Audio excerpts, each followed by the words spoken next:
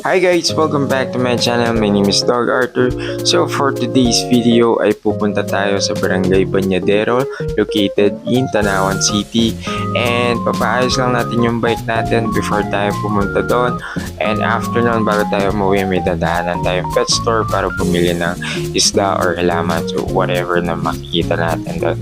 So let's go! So yun guys, ready na tayo. Balot na balot. Later papaayos ko lang yung bike ko. Papatono natin. So ready na ako, alis ako ng bahay, then punta na ako sa M2M bike shop. So yan, we're here sa M2M. Kaso hindi natin nilabutan. 4:42 na, hindi natin nilabutan. Siguro bukas na lang. Natitiis ko pa naman yung shifter natin. So I need to go back. So yun guys, galing tayo sa bahay ng friend natin, kaso wala sila. So talagang solo ride to. Oops! Hindi pa malaglag ang phone. So punta tayo sa Bañadero. Galing na din ako sa M2M, and kaya napakita ko naman sa inyo, wala rin. Hindi natin naabutan. So let's go na sa Bañadero. Guys, nasa highway na tayo ng Tanawan going to Bañadero. Hopefully guys, makarating tayo doon before sunset. Tama lang, chill ride lang tayo. And hopefully makakapag-video pa tayo doon mamaya. So yun guys, Tanawan na, crossing. Nasa na lang tayo sa may stoplight. So buti na lang naabutan pa natin bukas yung isang bike shop dito bago tayo mag-Bañadero. So dito ako nagpapagawa din minsan, and nagpapatono ng bike ko. Recently kasi tumatalon yung shifter niya. Grabe guys, nakakasilaw. Bababa na tayo. Mahirap pala dito bumaba ng hapon. So yan, medyo lumulusong na tayo. Palusong na to halos lahat. So I think ito na yung huling huling ahon ng bahagya. Tapos puro na to lusong. So lusong na. Lusong na tayo guys. So guys, we're here. Safe tayo nakarating. So dito na tayo sa Bañadero. And sakto maabutan pa natin yung sunset. So yun guys, dami palang tao dito pagka linggo. So tingnan nyo naman yung view. Wow guys, ang ganda. Hanap tayo ng magandang spot. So yun guys, wow, so maabutan pa natin yung sunset.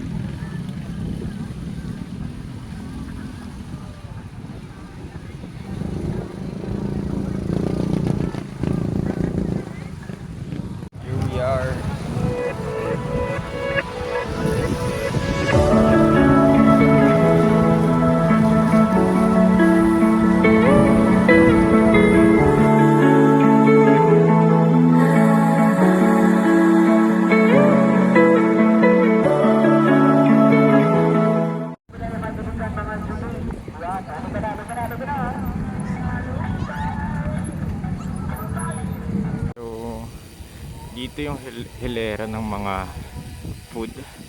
Yan, restaurant na pwede nyong kainan. Pag nagpunta kayo dito, napakadami dito ang variety of food. Yung mga mahilig dyan mag-coffee, yan, marami tayo dyan. Na para bang sa atin to, no? Okay. So hanggang dito yan sa dulo. Sobrang dami yan. Yung partner ko tinatanong kung pwede daw pumunta dito ng commute, tapos like tatambay, kakain. I don't know. Sabi ko di ko alam. Comment down below guys if pwede dito mag-commute. Ayan, yan. Sa kabila din madami. So hanap tayo dito na pwede natin kainan. It is now 7:02. in the evening. And yan, paalis pa lang tayo sa Bañadero. So yan guys, nasa Darasa na tayo. Time check, it's 7:55. So bumili lang tayo ng drinks sa 7-Eleven. And then yan, diretso na ulit pauwi. So yan guys, nandito naman tayo ngayon sa pet store dito sa Darasa. So nagtitingin tayo ng mga isda saka halaman. Siguro bibili ako ng halaman na to.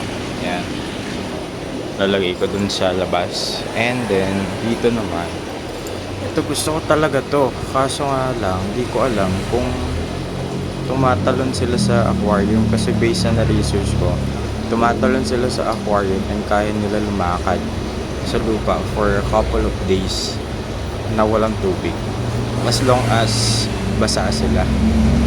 So recently namatay yung rancho ko, and I discover na yung reason pala nun is yung gawa nung nilagay ko yung pleko. So yung pleko, kinakain nila yung parang mucus sa katawan ng goldfish, and yun yung kinamatay.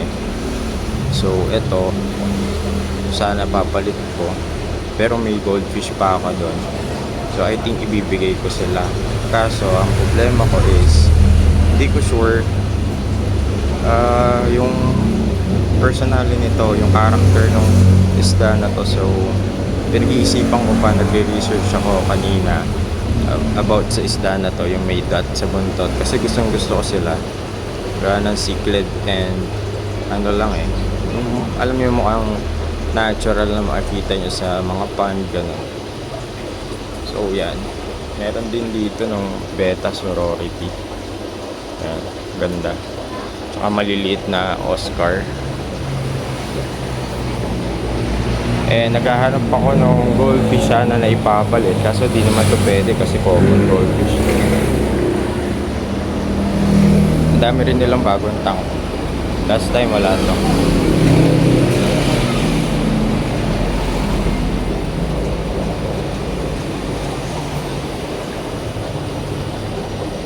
Eto sana, kaso mahal to Bumili na ako dito before nung ganito, ng Black Oranda.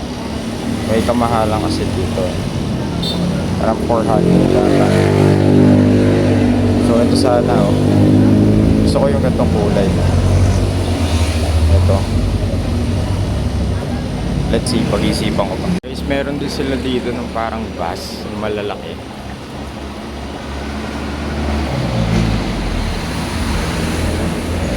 And ano pa ba? Ito, gurami. I think lumalaki sila. Lumalaki yan, I think. So bibili lang ako siguro ng pellet, halaman, tapos yung goldfish siguro sa kana, kasi pag-iisipan ko pa gawa ng for now okay muna yung dalawa doon. Alisin ko rin yung pleko, pero in the future gusto ko magkaroon ng gantong cichlid. So siguro magbibuild tayo another aquarium para sa kanila lang, kasi ang ganda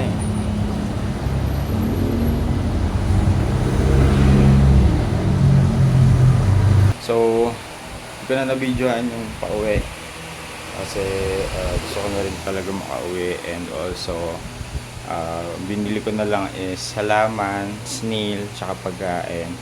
Hindi na ako bumili ng goldfish. So saka na lang pag nakakita tayo ng rancho or another first scale goldfish or ping pong. So yun na lang muna guys. Sana na-enjoy nyo tong video. So edit ko siya later. Hopefully ma-upload ko this week. So today is June 7. Pagod, but it's fun. Masaya mag-isa solo ride. First time ko mag solo ride ng ganun kalayo, Bañadero. And yun, kita-kits sa next vlog ko. If you guys enjoyed this video, maraming salamat po.